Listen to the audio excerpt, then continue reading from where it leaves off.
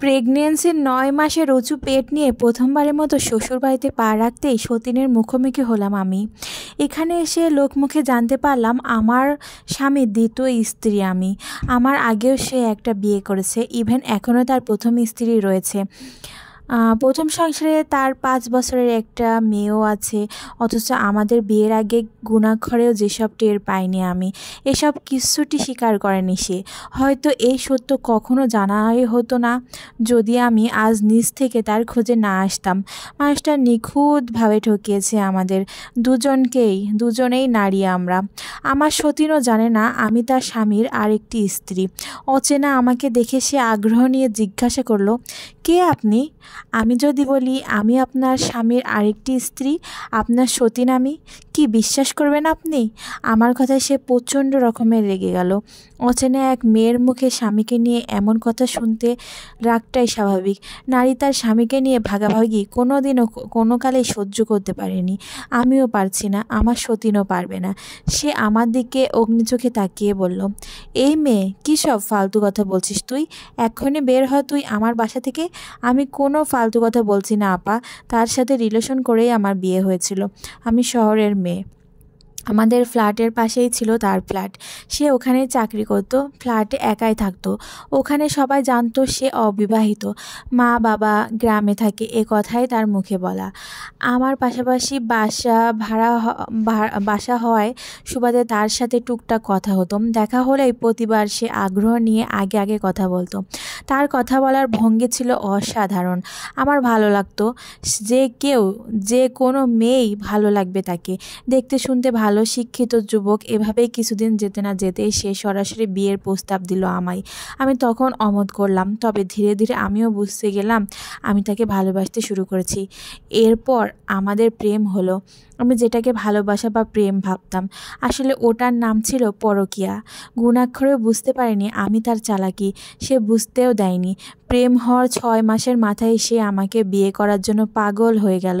আমার বাবা নেই, আমরা শুধু 2 বোন। আমার বিয়ের ব্যাপারে সে মায়ের সাথে সরাসরি কথা বলল। মা প্রথম রাজি হননি, তবুও সে হাল ছাড়েনি। এরপর বিভিন্ন কৌশলে আমার মাকে রাজি করালো। ছেলে ভালো চাকরি করে, এটাই তার সবথেকে বড় বিষয়। দেখতে শুনতেও ভালো। আমার মা, আমার আত্মীয়স্বজন সবাই দেখে শুনে তার সাথে আমার বিয়ে দিয়ে দিল।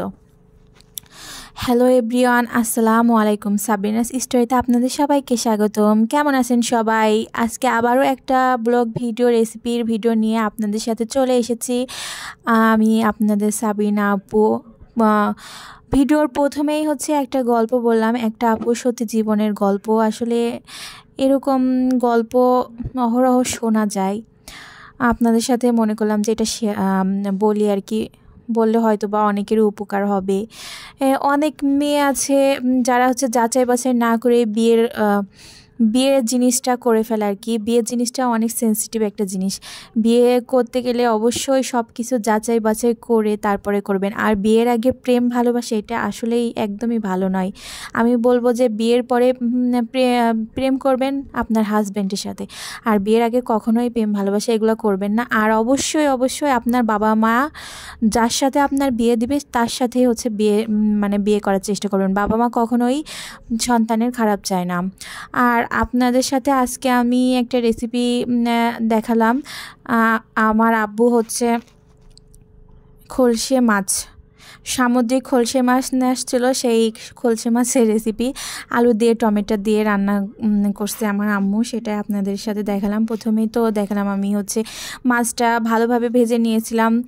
তারপর সমস্ত মশলা দিয়ে মানে শুধুমাত্র রসুন বাটা, আদা বাটা বাদ দিয়ে যত মশলা আছে সব মশলা দিয়েই, আর তেজপাতা দেওয়া যাবে না, তেজপাতা এইগুলো দেওয়া যাবে না। সব মশলা দিয়ে আমি মশলাটা ভালোভাবে কষিয়ে তারপরে আলুটা দিয়ে দিয়েছিলাম।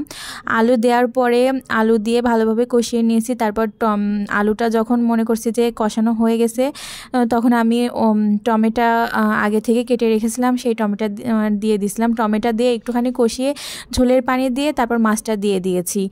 আর লবণটা আমি অল্প দিয়েছিলাম, কারণ কি পরবর্তীতে লবণ চেখে দেওয়াই ভালো, তাহলে কম বেশি হওয়ার ভয় থাকে না। কেমন লেগেছে